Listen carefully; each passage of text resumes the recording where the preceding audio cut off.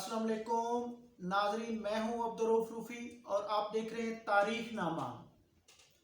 روئے زمین پر اس دنیا میں اللہ تعالیٰ کی طرف سے سب سے پہلا جو عذاب آیا وہ طوفان نوح، حضرت نوح علیہ السلام کی نافرمان قوم پر تھا۔ دنیا میں سب سے پہلے جو بت پرستی ہے وہ بھی حضرت نوح علیہ السلام کی قوم سے انہی ادوار سے شروع ہوئی۔ اس طوفان کے بعد جو سب سے پہلے قوم آئی، اس طوفان کے بعد جو سب سے پہلے قوم آئی، اس کے بارے میں اللہ تعالیٰ نے ان پر اپنی نعمتوں کی نوازشات کی۔ اس قوم کو اللہ تعالیٰ نے آج تک جتنی بھی دنیا میں اقوام ہیں اس قوم کو بہترین بنایا۔ اس قوم کے جو انسان تھے، جو بندے تھے، ان کا قد 40 ہاتھ، یعنی یہ بھی کہا جاتا ہے کہ 50 سے 70 فٹ تک تھا۔ وہ انتہائی طاقتور تھے، اتنی طاقتور تھے کہ وہ چلتے ہوئے ایک درخت کو زمین سے اکھاڑ لیتے تھے۔ ان میں اتنی طاقت تھی۔ ان کی جو عمریں تھیں وہ 8 سے 900 سال کی عمر تک وہ زندہ رہتے تھے۔ اس کے بعد ان پر بڑھاپا نہیں آتا تھا، ان کے جسم پر جھریاں نہیں پڑتی تھی، ان کے بال سفید نہیں ہوتے تھے۔ وہ خوشحال قوم تھی، وہ لوبان کی فصل کاشت کرتی تھی، وہ مالا مال قوم تھی۔ اللہ تعالیٰ نے انہیں بہت سارے اکرام اور اپنی نوازشوں سے انہیں فیض کیا، کیونکہ خیال یہی تھا کہ جب دنیا ایک ایسے عذاب سے گزر گئی ہے تو اب جو آنے والے لوگ ہیں وہ عبرت پکڑیں گے۔ اور یہ قوم حضرت ہود علیہ السلام کی قوم عاد تھی۔ اس قوم نے یمن کے مغربی ساحل سے لے کر عراق تک 1500 سال حکومت کی۔ وادی اعقاف کا جو علاقہ ہے وہ انہی کا علاقہ تھا۔ یہ خوبصورت عمارتیں بناتے، یہ دنیا کے یعنی اس وقت کے خوبصورت ترین لوگ تھے، شاندار عمارتیں بنواتے تھے۔ اور قوم عاد کی طرف حضرت ہود علیہ السلام کو اللہ تعالیٰ نے، بلکہ حضرت ہود علیہ السلام انہی کی قوم سے تھے، انہی کے بھائی تھے، اور حضرت ہود علیہ السلام نے اس قوم کو، حضرت ہود علیہ السلام نے 150 سال کی عمر پائی اور 50 سال تک اس قوم کو تبلیغ کرتے رہے کہ اللہ کے سوا کوئی معبود نہیں ہے، اللہ ایک ہے اور اس اللہ کی عبادت کرو۔ اتنی اللہ تعالیٰ کی نوازشات کے باوجود یہ قوم بت پرستی کی جانب میل ہو گئی، اور انہوں نے 2 بڑے بت تراشے،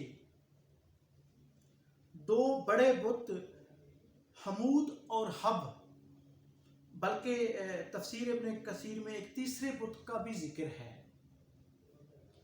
ان 2 یا 3 بتوں کی یہ پوجا کرتے تھے۔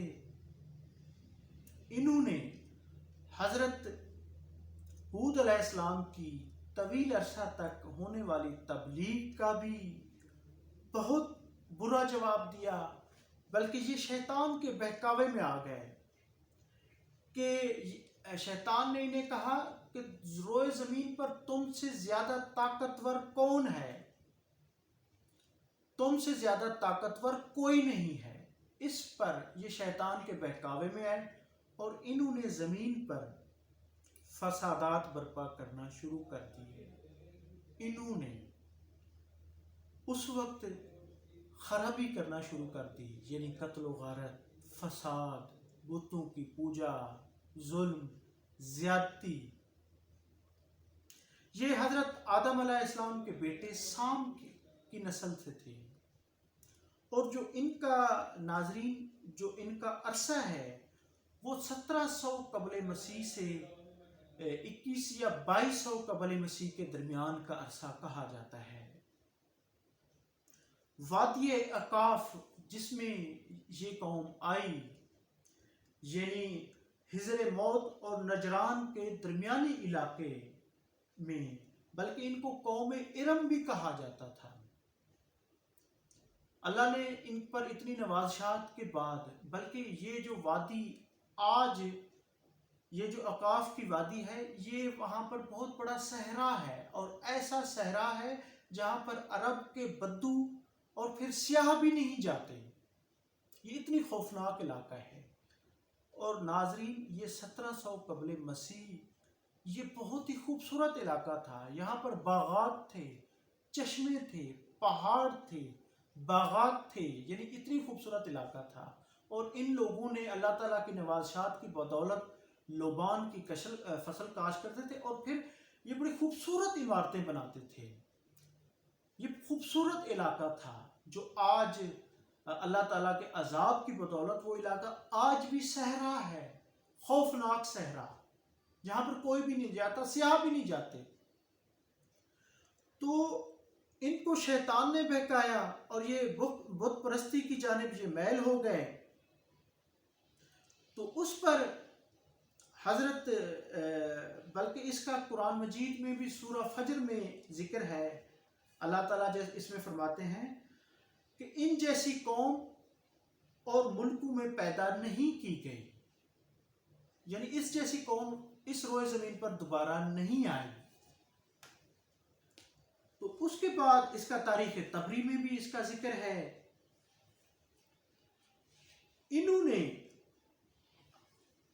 حضرت ان کا جو سردار تھا اس نے حضرت ہود علیہ السلام کو کہا کہ عبادت کے، کہ انہوں نے کہا کہ اللہ تعالیٰ نے آپ پر اتنی عنایات کی ہیں، طوفان نوح کے بعد آپ کو ایک بہترین قوم بنایا ہے۔ تو ان کے سردار نے کہا حضرت ہود علیہ السلام کو کہ تم ہمیں کم عقل نظر آتے ہو اور ہم تمہیں جھوٹا خیال کرتے ہیں۔ جس پر حضرت ہود علیہ السلام نے انہیں کہا کہ مجھ میں حماقت کی کوئی بات نہیں ہے، میں اللہ کا پیغمبر ہوں، اللہ کا نبی ہوں، اور اللہ کی نعمتوں کو یاد کرو جو انہوں نے اللہ نے تمہیں دی ہوئی ہیں، بلکہ عبرت حاصل کرو۔ اور اس پر جب وہ نہ مانے تو اللہ تعالیٰ کی طرف سے ان پر ایک عذاب، جس کا حضرت نوح علیہ السلام نے بھی ان کو کہا کہ ایک عذاب تمہارے پاس آئے گا، اور تمہارے اوپر ایک عذاب مقرر ہو چکا ہے۔ اس پر انہوں نے مذاق اڑایا، انہوں نے کہا کہ لے آؤ اپنا عذاب اگر تم لے کے آ سکتے ہو۔ تو بارش ہوئی، ہوا چلی، تو انہوں نے کہا یہ تو بارش ہو رہی ہے۔ اللہ تعالیٰ سے ان سے دعا کی حضرت ہود علیہ السلام نے کہ یہ نافرمان قوم ہے۔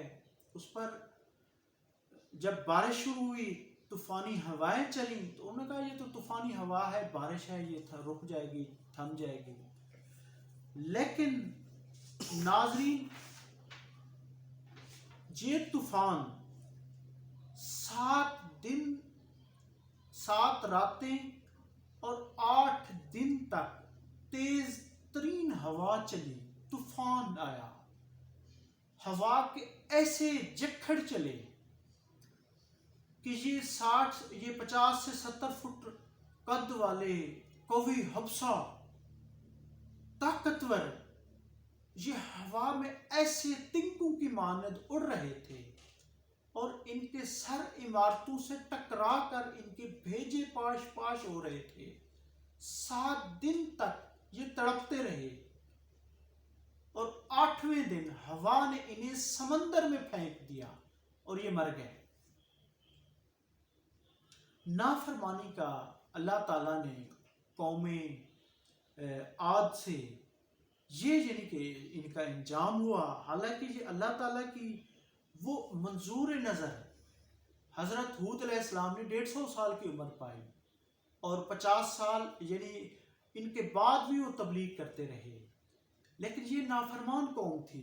انہوں نے اللہ تعالیٰ نے ان کو بوڑھا نہیں کرتا تھا، ان پہ بیماری نہیں آتی تھی، ان کو شاندار علاقہ دیا، اور آج اس علاقے کی کیفیت یہ ہے کہ وہ دنیا کا خوفناک علاقہ یا خوفناک صحرا سمجھا جاتا ہے، اور آئندہ آنے والے قوموں کے لیے عبرت ہے۔